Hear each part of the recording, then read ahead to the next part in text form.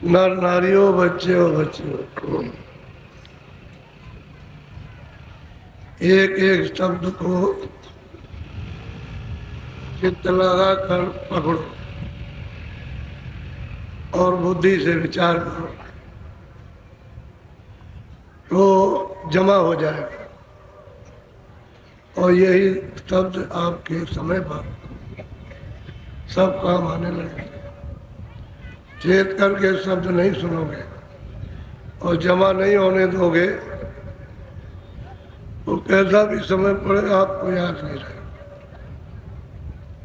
ये शब्द सत्संग में जो सुनाए जाते हैं ये दांव पेच है।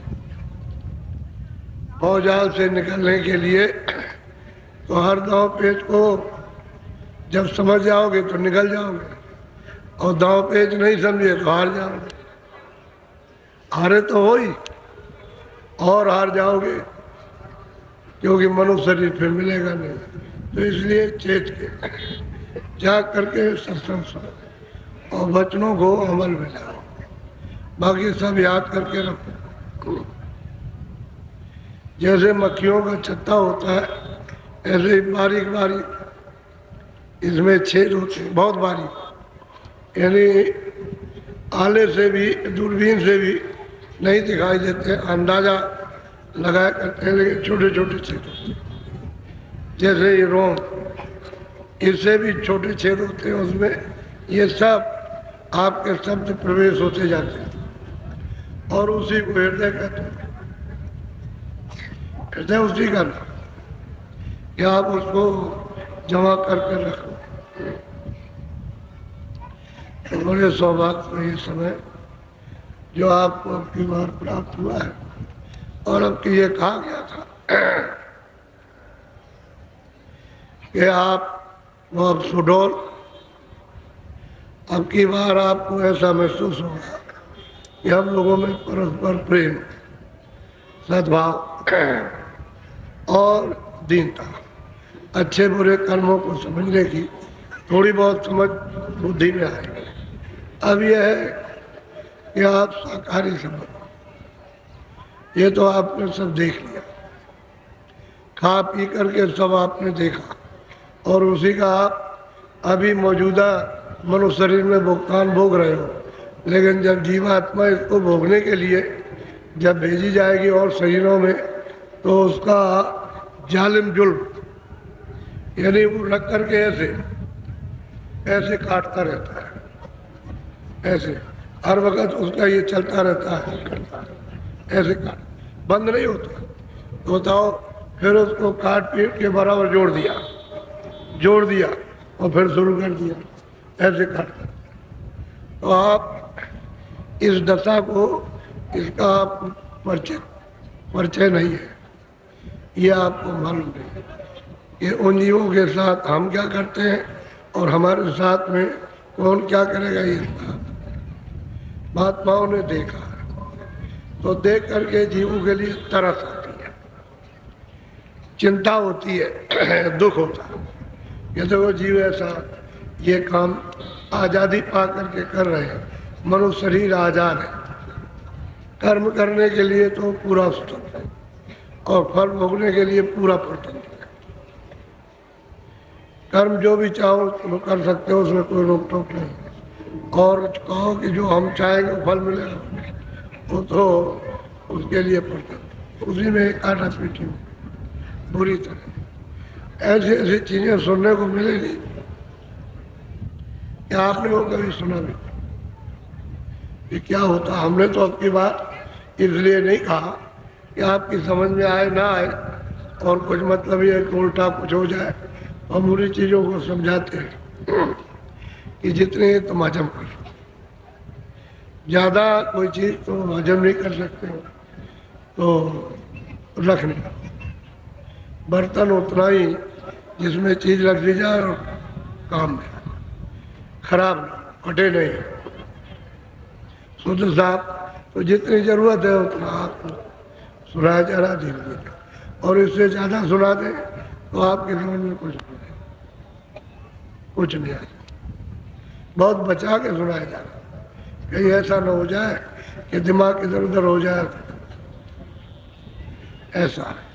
तो आप इन सब चीज़ों पर जो कहे उस पर ध्यान रखें। शाकाहारी अब से किसी की हिंसा मत करो, आदमी हो, कोई स्त्री हो, कोई बच्चा हो, पशु हो, पंछी हो, किसी को नहीं।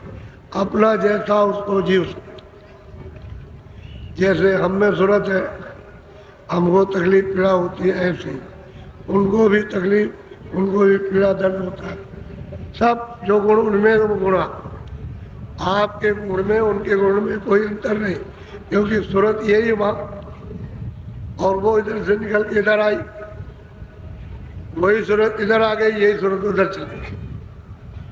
वही पशु पंछी से निकल करके जब पूरा चक्कर लग गया तो इसमें आ गए, और आप इसमें ये जो आ गई तो वही है, और ये फिर वही आ रही। तो इंसान और जो प्रवाह चला हुआ है, ये तमाम निषेध। अब पहले तुम देखो, अपना तो हिंदुस्तान है, गीता भी कहते हो, रामायण भी कहते हो, भागवत भी कहते हैं, पुराण भी। संतों की तो किताबों को छोड़ दो, इनको सबको वेद शास्त्र, पूजा भी मानते हो, पाठ भी मानते हो, गंगा भी जमुना भी। लेकिन ये है कि विदेशियों से ज़्यादा आप मतलब ये कर्म कर रहे हैं। उन्होंने अपने यहाँ बंधन कर दिया कि कोई भी हमारे यहाँ मांस बेचेगा उसको सजाए मौत। जो बेचेगा, दुकान लगाएगा, उसको यहाँ से ले जाएगा, सजाएगा। कई मुल्कों ने इस तरह का आदेश जारी कर दिया, और आप ऐसे देश में रहते हुए जो धार्मिक थे, और उसमें आप कोई इस तरह का यानी शिक्षा न दे सके। अभी कानून मत बनाओ, लेकिन शिक्षा तो दो कि भाई ये हमारे देश का कर्म नहीं है, इस कर्म से हमारा पतन, हम इस कर्म से मतलब हम अपने माता पिता बाप दादों का यानी खत्म कर देंगे और अपने को भी गड्ढे में चले जाएंगे। तो ऐसा कर्म पहले शिक्षा दो। कानून तो जब बनाना, जब शिक्षा मिलने लगे। कानून बनाओगे और शिक्षा नहीं मिलेगी तो फिर मतलब ये है फिर जबरदस्ती होगी। ऐसा नहीं, प्रेम कर, शिक्षा दो, शिक्षा में उनको बता दो ये तुम्हारा काम तुम्हारे देश का नहीं। अब अगर जंगलों में, यहाँ हमारे रांची के जंगलों में रहते हैं, यहाँ है वो लंबा है, उधर गुजरात में सूरत के पास पहाड़ों पर हम वहाँ गए तो उन्होंने एक ही बार में सब, जब मैं यहाँ से पहुँचा तो लंबा वालों ने, उन्होंने पहाड़ में जो रहते हैं ऊंचे नीचे पहाड़, उन्होंने 3 किलोमीटर यानी पहाड़ काट करके सड़क बनाई गाड़ी को जाने।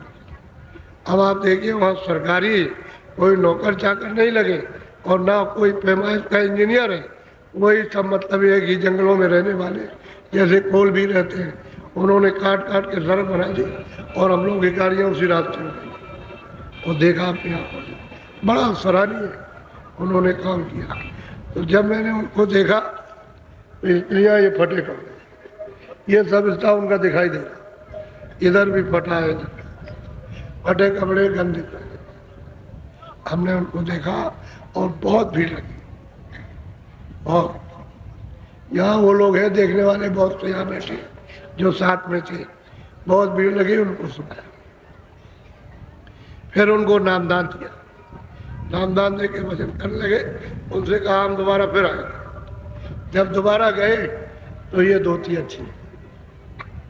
अच्छी धोती, ये दिखतियाँ जंगलों की अच्छी धोती पहने, और ऐसा प्रतीत होता है कि ये शहरों में रहती है, शहरों का रहन सहन हो गया धोती ठीक ठाक। तो उनसे पूछा गया, उन्होंने पूछा भाई पहले तो ऐसा नहीं था। कह लगे पहले कोई बरकत ही नहीं थी, काम करते थे, मेहनत करते थे, बरकत नहीं होती थी। और अब जब से महाराज जी आए और हम भजन करने लगे तो तब से बरकत खेतों में बहुत होता है, अब मतलब बहुत बचता है, क्योंकि हमने खाना पीना सब छोड़ दिया, खाना भी छोड़ दिया, पीना भी छोड़ दिया, हिंसा करना भी छोड़ दिया, और नशा करते थे वो भी सब छोड़ दिया, तो बरकत।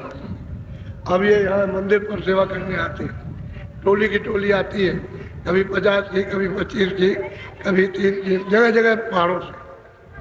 तो उनसे आप पूछिए कि तुम्हारा जीवन कैसे था, तो कहीं भी हो देश के अंदर, वो अगर शिक्षा होने लगे तो सब लोग इसको स्वीकार करें। बताना है कि ये अवगुण है, ये गुण है, और तुमको क्यों तकलीफ है, इसको छोड़ोगे तो तुमको आराम होगा, तुमको लाभ होगा, रोटी मिलेगी, कपड़ा मिलेगा, तुम परेशान नहीं रहोगे। ये सब उनको बताना हो सके, ठीक है।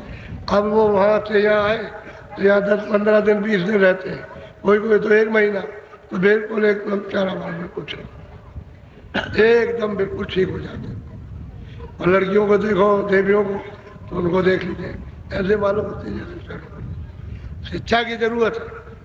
शिक्षा यानी मतलब ये महात्माओं के द्वारा दिलाना चाहिए, तो दिलाने के लिए मतलब ये है कि उनको कहना चाहिए वो सब जगह फैल जाए शिक्षा, सब लोग शाकाहारी हो और मतलब इन चीज़ों से, तो सब लोग में प्रेम प्यार आ जाए। अब बाहर का कोई आदमी आ जाए तो तुम्हारी चोरी कर ले, वो बात अलग है, लेकिन जो वास्तव में सत्संगी है जो आए वो तो किसी की कोई चोरी नहीं करते।